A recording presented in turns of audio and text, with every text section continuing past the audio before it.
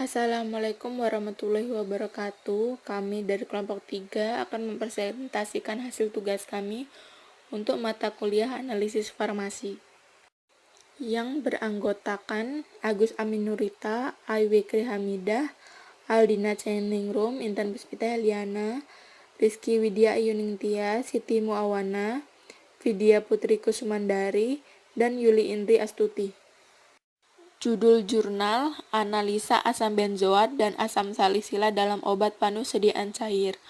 Volume dan halaman, volume 2 nomor 2, penulis Ade Maria Ulfa dan Novita. Tujuan penelitian. Penelitian ini bertujuan untuk mengetahui kadar asam benzoat dan asam salisilat seperti yang tertera pada etiket, yaitu 4% asam benzoat dan 4-10% asam salisilat. Metode penelitian, alkalimetri untuk asam benzoat dan spektrofotometri ultraviolet, visible, UV-vis untuk asam salisilat. Alkalimetri yaitu metode penetapan kadar secara titrimetri atau volumetri senyawa-senyawa asam dengan menggunakan baku basah. Sedangkan spektrofotometri ultraviolet, visible, UV-vis, yaitu metode analisis kimia yang didasarkan pada pengukuran seberapa banyak energi radiasi yang diabsorpsi oleh suatu zat sebagai fungsi panjang gelombang. Selanjutnya langkah-langkah penelitian, identifikasi uji kualitatif. Yang A, asam salisa dengan penambahan FeCl3, ditambahkan FeCl3 LP ke dalam larutan sampel yang telah diencerkan dengan etanol, terjadi warna ungu. B. Asam benzoat dengan penambahan H2SO4 2N, ditambahkan H2SO4 2N ke dalam larutan pekat, terbentuk endapan putih. Selanjutnya, pada penetapan kadar uji kuantitatif asam benzoat dan asam salisila dalam obat panu sediaan cair. Analisis kuantitatif asam benzoat dan asam salisilat dalam obat panu sediaan cair dilakukan melalui beberapa cara, yaitu yang pertama, pembakuan NaOH. Pertama, timbang seksama lebih kurang 100 mg kalium biftalat P yang sebelumnya telah dikeringkan pada suhu 1200 selama 2 jam. Kedua, dilarutkan dalam 25 ml air bebas CO2, ditambahkan 2 tetes indikator fenolftalin P. Ketiga, titrasi dengan larutan NaOH hingga terjadi warna merah muda mantap. 1 ml NaOH 0,1 N setara dengan 20,42 mg kalium biftalat. Yang kedua, penetapan kadar asam benzoat. Yang pertama, ditimbang 2 gram cuplikan dan ditambah 150 ml air. Kedua, dititrasi dengan NaOH 0,1 N dengan indikator fenolftalin 1 ml NaOH 0,1 N setara dengan 12,21 mg asam benzoat. Ketiga, penetapan kadar asam salisilat. A. Larutan uji asam salisilat. Hasil pengujian asam benzoat ditambahkan air sampai 250 ml dan disaring. Dipipet 5 ml filtrat, ditambahkan FeNO3 ke dalam labu takar 50 ml sampai tanda dan disaring. Diukur absorbansi pada panjang gelombang maksimum 530 nm. B. Pembuatan larutan stok. Sejumlah lebih kurang 12 mg asam salisilat BPFI ke labu takar 50 ml. Dilarutkan sampai tanda dengan air konsentrasi 240 ppm.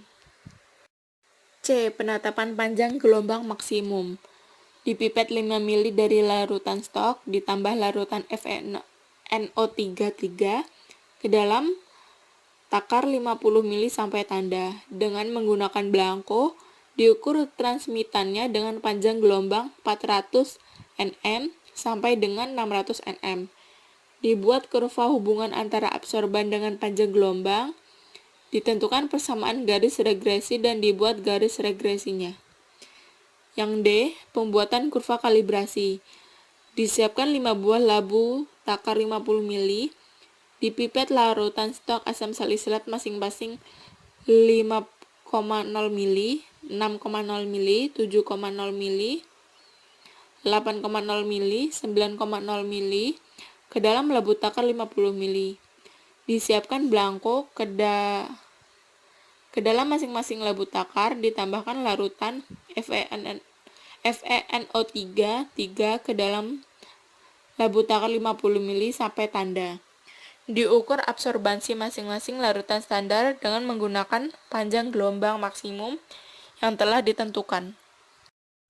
Hasil penelitian. Sampel yang diambil dalam penelitian ini diambil di 5 toko obat di Pasar Tengah Bandar Lampung dengan kriteria yaitu obat panu, sediaan cair tinktur, yang mencantumkan asam benzoat dan salisilat pada komposisi dengan 2 merek dagang yang berbeda yaitu A dan B, yang diduga memiliki kadar asam benzoat dan asam salisilat yang tidak sesuai dengan kadar yang tertera pada etiket yaitu 4-10% asam salisilat dan 4% asam benzoat. Sebelum dilakukan uji identifikasi terlebih dahulu, dilakukan uji organoleptis meliputi bentuk, warna, dan bau. Identifikasi yang dilakukan yaitu identifikasi asam benzoat dan asam salisilat dalam sampel. Identifikasi asam benzoat dilakukan secara reaksi pengendapan menggunakan H2SO4 2N. Sampel yang diuji ditambahkan larutan H2SO4 2N dan terbentuk endapan putih. Identifikasi asam salisilat dalam sampel dilakukan secara reaksi warna menggunakan FACL. Penambahan FACL berfungsi sebagai reagen pembentuk warna yang memberikan hasil spesifik dengan asam salisilat, yaitu terbentuk larutan berwarna ungu. Penetapan kadar asam benzoat dan asam salisilat dalam sampel dilakukan dengan metode alkalimetri atau titrasi asam basa untuk asam benzoat dan spektrofotometri UV visible untuk asam salisilat. Penelitian ini dilakukan secara berkelanjutan, diawali dengan penetapan kadar asam benzoat secara alkalimetri, kemudian hasil dari proses titrasi tersebut dilanjutkan dengan penetapan kadar asam salisilat secara spektrofotometri UV visible. Penetapan kadar asam benzoat dilakukan secara alkalimetri, di mana alkalimetri dengan 3 kali pengulangan untuk masing-masing sampel.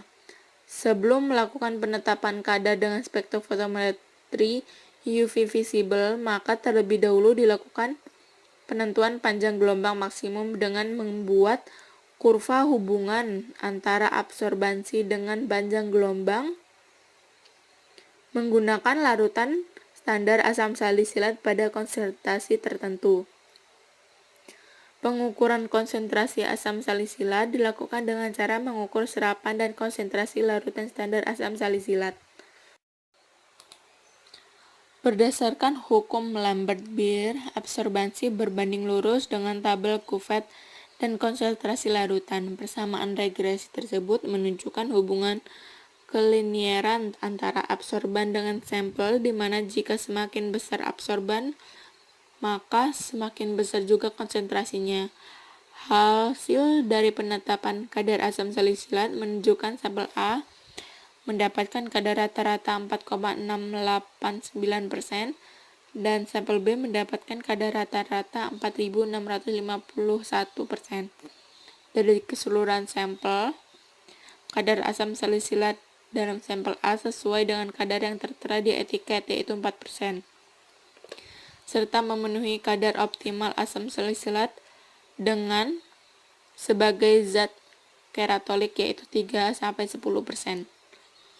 Sampel B tidak sesuai dengan kadar yang tertera di etiket yaitu 10%, namun masih memenuhi kadar optimal asam salisilat sebagai zat keratolik yaitu 3-10% asam benzoat.